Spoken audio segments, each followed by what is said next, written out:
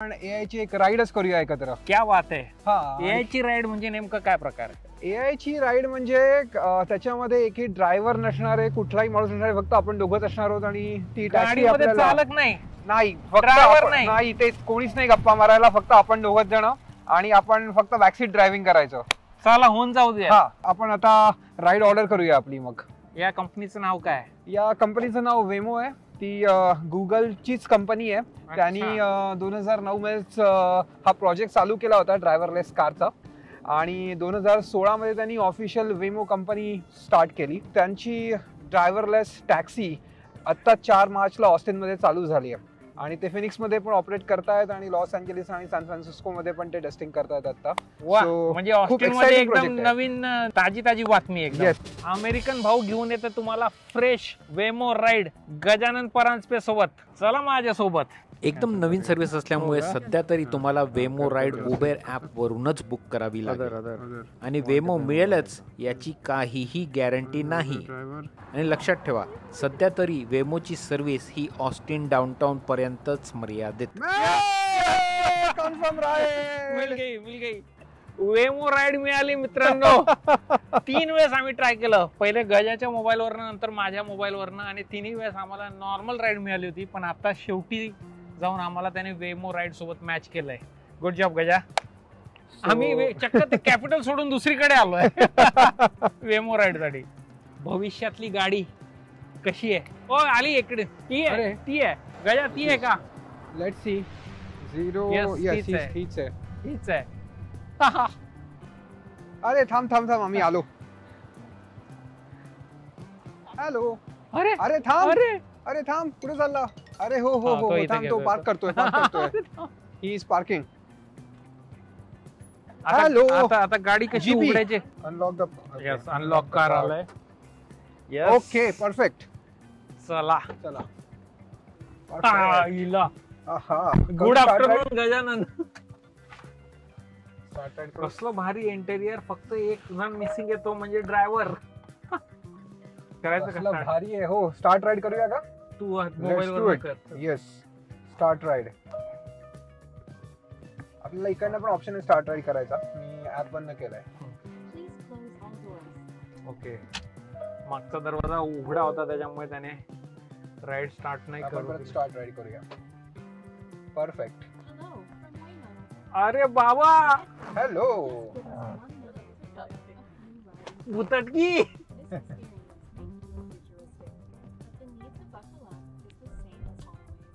Wow.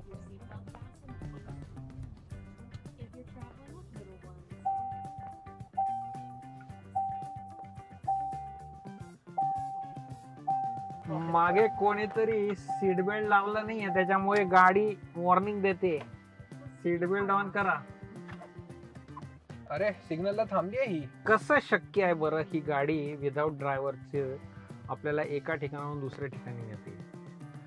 So I think गुगलनी जेव्हा project चालू केला 2009 मध्ये, तेव्हापासून त्यांनी मल्टी मिलियन माइल्स या गाडीचं टेस्टिंग केलंय. तेवढा डेटा कलेक्ट केलाय.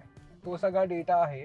प्लस या गाडीमध्ये तू बघशील तर पुष्कळ सेन्सर्स आहेत आणि ते सेन्सर्स कंटिन्युअसली आजूबाजूचं जे काही आहे, सिग्नल्स, माणसं, ऑब्जेक्ट्स, ते ट्रॅक करत असतात.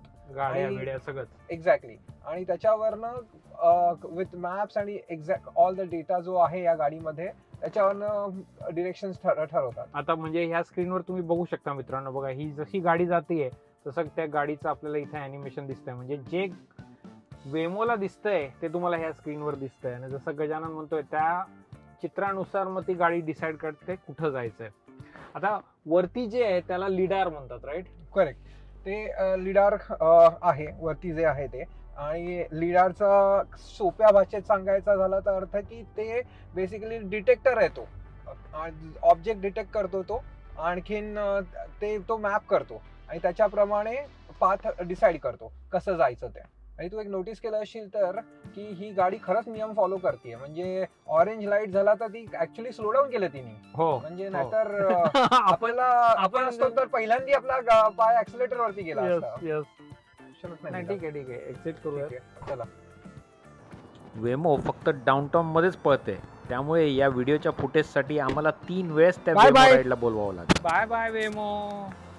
हे बघा, हे मित्रांनो आहे ते लिडार, आणि हे पूर्ण तुमचं आजूबाजूचं सगळं स्कॅन करत असतं आणि त्याची माहिती ते तुमच्या त्या सुपर कम्प्युटर मध्ये फीड करत असतं. बाय आई वेमो. शपथ. ती आली.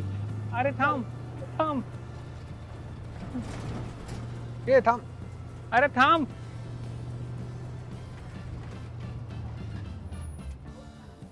7 मिनिटं थांबते. 7 मिनिटाच्या आत जर तुम्ही गाडीत बसले नाही तर टाटा बाय बाय. पीपी चला. अनलॉक करा. आणि हे बघा, इथं अनलॉकचं ऑप्शन असतं, त्याशिवाय गाडी उघडत नाही. किती तुम्ही प्रयत्न केला उघडायचं, गाडी उघडणार नाही. आता मी तुम्हाला अनलॉक करून दाखवतोय. चला. चला. आणि गाडी कुठल्या कंपनीची आहे? जॅगवार, टाटा. पुन्हा एकदा मित्रांनो, अरे अरे अरे अरे, आपण एका रोबोटच्या हातात आपला जीव दिलाय. रोबोट भलताच अग्रेसिव्ह झालाय. आणि काय करतोय वेमो कन्फ्युज झाला. वेमो कन्फ्युज झाला होता. त्या बिचाऱ्या पाचचाऱ्याला तो क्रॉस नव्हता करू देत. पण ह्याचे सिक्युरिटी फीचर्स एकदम मस्त आहेत. याच्यामध्ये कंटिन्युअस व्हिडिओ रेकॉर्डिंग चाललंय आणि आतलं सगळ्यांचा तो व्हिडिओ रेकॉर्डिंग करतोय. आणि माझ्या माहितीप्रमाणे ऑडिओ रेकॉर्ड होत नाही.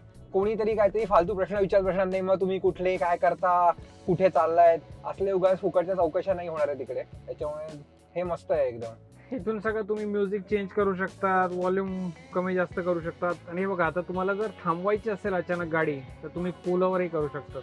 आणि तुम्ही सपोर्टशी बोलूही शकता बाजूच्या ऑप्शनवरनं. पॅसेंजरला हे सगळे फीचर्स अवेलेबल आहेत. इकडनंच तुम्हाला जे पाहिजे ते तुम्ही चेक करू शकता. रायडिंग टिप्स अवेलेबल आहेत. अबाउट दिस कार आहे, बाहेरचं टेम्परेचर आहे, तुम्ही कुठल्या रूटवरनं चाललाय ते बघतायत. आणि अगदीच काही वाटलं तुम्हाला तर तुम्हाला सपोर्टशी इकडे डायरेक्टली बोलताही येतं.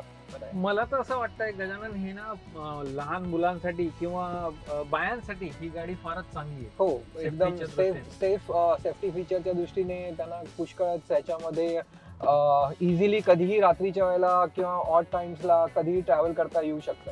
करेक्ट. ड्रायव्हिंग बऱ्यापैकी म्हणजे चांगली आहे. म्हणजे असं नाही आहे की फारच रफ वगैरे किंवा रिस्की ड्रायव्हिंग. इंडियामध्ये येईल का ही लवकर?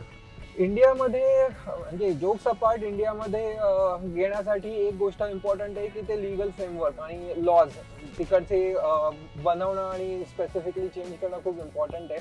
कारण त्याच्याशिवाय कुठलीच कंपनी अशा प्रकारच्या कार्स किंवा टॅक्सीज लॉन्च करणार नाही. त्याच्यामुळे मला वाटतं की पुढच्या 5-10 वर्षामध्ये डेफिनेटली इंडियामध्ये पण अशा प्रकारच्या टॅक्सीज यायला काही हरकत नाहीये. तर सगळ्यात महत्वाचे फायदे मला वाटतात गाडीचे, म्हणजे जसं तू आधी म्हटलं सेफ्टीच्या दृष्टिकोनाने फार एकदम चांगलं आहे. गाडी थकत नाही. बरोबर. फिजिकल स्ट्रेसच नाहीये. बरोबर. गाडी चिडत नाही. हो. किती ट्रॅफिक असू दे, ऍक्च्युली दिवसभराचा थकवा किती असू दे, गाडी तुला सुरक्षितपणे घरी नेणार. हो, आणि उगाच हॉर्न पण करणार नाही कोणाला, आणि रोड रेज पण होणार नाही कोणाबरोबर. आणि आता अमेरिकेमध्ये जसा एक प्रॉब्लेम की प्रत्येक घरात 2-2, 3-3 गाड्या असतात. जर तू घरातच बसणार असशील तर ती गाडी ऍज अ रोबो टॅक्सी म्हणून तू वापरू शकते की तुमच्या पोरांना ती सोडून येऊ शकते. बरोबर. आणि याच्यामुळे पुष्कळ पार्किंग स्पेसेसचा पण प्रॉब्लेम सॉल्व्ह होणार आहे. कारण जर लोक अशा कार्स वापरायला लागले डाऊनटाऊन मध्ये येण्यासाठी तर प्रत्येकाला कार घेऊन यायची गरज नाही. सो पार्किंग स्पेसेसचा पण इश्यू याच्यामुळे सॉल्व्ह होऊ शकतो. थांबवले. एक मस्त गोष्ट काय माहितीये का, आता टिप द्यायची नाहीये. कारण नाही तर प्रत्येक राईडला टिप मोजावीच लागते. मग काय, त्याच्यामुळे हा पण प्रकार नाहीये काही. एक नंबर.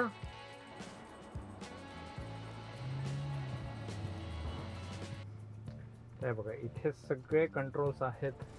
एसी वेसी सगळं तुम्ही इथून कंट्रोल करू शकता. ऑब्व्हियसली इथे तुम्हाला खाली स्टेअरिंग व्हील पण आहे आणि तिथं ब्रेक आणि ऍक्सिलेटर पण आहे. पण तुम्ही ह्या इकडच्या बाजूला काहीच टच नसतं करायचं मित्रांनो. टच केलं तर उगं ते फाईन बस होतं, माहितीये का? चांगला तगडा फाईन मिळणार आहे. त्याच्यामुळे उगं कुठं बोटा घालायचे नाही, हात नाही लावायचा. कार एकदम आपल्याला जशी आहे तशीच क्लीन ठेवावी लागते. समजा तुम्ही याच्यात कचरा केलात तर $50 फाईन आहे. जर तुम्ही स्वतःच रिपोर्ट केलात तर. आणि तुम्ही जर रिपोर्टही नाही केलात तर तो फाईन डबल होतो आणि $100 होतो. त्याच्यामुळे आतमध्ये क्लीन कम्प्लिटली ठेवावं लागतं, जसं आहे तसं. कृपया घाण करू नका. तुम्ही जर ह्याच्यामध्ये कुठली गोष्ट विसरलात तर तुम्ही सपोर्टला कॉन्टॅक्ट करू शकता आणि they can locate the item for you. जे आणि ज्या राईड मध्ये तुम्ही ती विसरलायत गोष्ट ती तुम्हाला परत मिळू शकते. सपोज गाडी चालवता चालवता अचानक पंक्चर झालं तर काय होणार? ह्याच्यामध्ये सेफ्टी फीचर आहे. ऑटोमॅटिकली तो सेफ्टी तुम्हाला पुलवर बाजूच्या सेफ ठिकाणी करेल आणि you can get out of the car. आणखीन त्याच्यानंतर तुम्ही दुसरी राईड बुक करू शकता. सपोज मी चाललोय गावी, ओके, आणि गावी जाता जाता रस्ताच बंद आहे, रस्त्याचं कन्स्ट्रक्शन चालू आहे, मग काय होणार? अशा ठिकाणी मला वाटत नाही की वेन्मो तुम्हाला ऑलरेडी मॅप केलेला असतात रस्ता, त्याच्यामुळे तुम्हाला ती वेन्मो राईड अवेलेबलच होणार नाही. आणि आता ही राईड फक्त ऑस्टिन डाऊनटाउन मध्ये अवेलेबल आहे, फक्त शहरामध्ये अवेलेबल आहे. हायवेवरती अलाउड. भरपूर बेरोजगार वाढू शकतो. तुला काय वाटतं काय जाणार? बरोबर आहे. नाही म्हणजे कसं आहे की कुठली पण टेक्नॉलॉजी जेव्हा येते तेव्हा बेरोजगार वाढण्यापेक्षा आता शिफ्ट होणार आहे. जसं प्रत्येक टेक्नॉलॉजी आली की त्याच्या अराउंड ज्या गोष्टी होतात तसंच ह्याच्यामध्ये पण आहे की फ्लीट मॅनेजमेंट आणि बाकीच्या गोष्टींमध्ये जॉब अवेलेबल होऊ शकतात.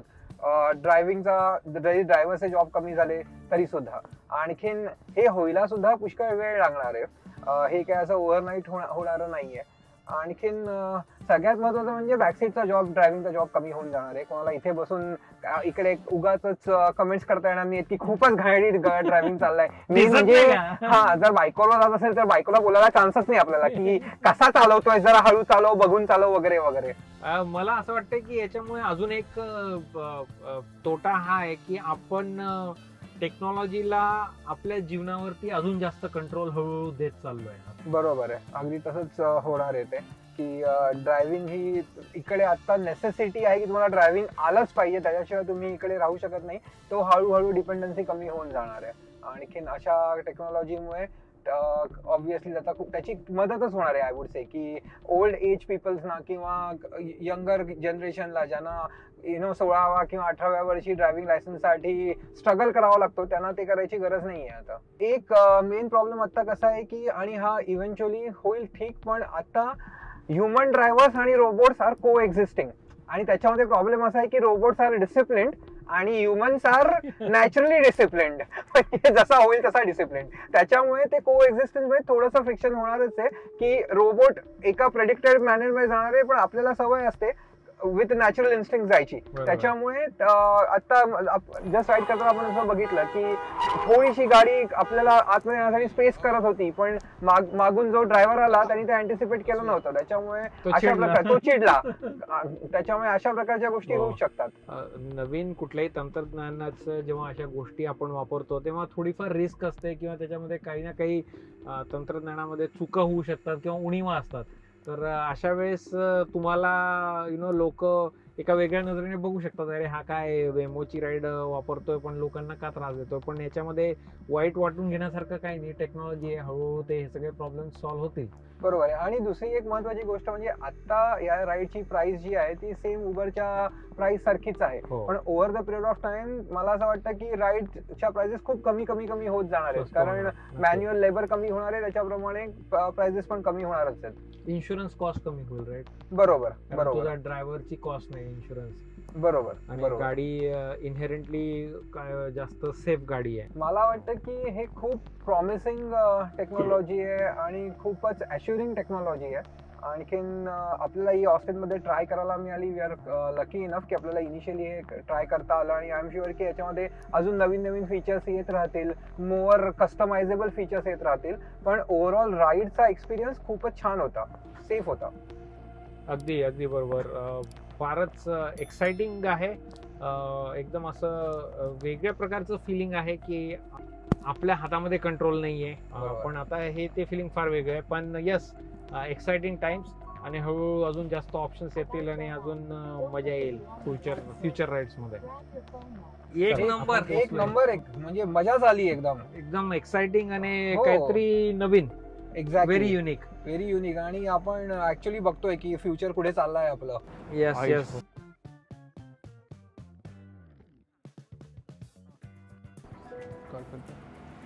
अरे ती मला घेऊन जाईल.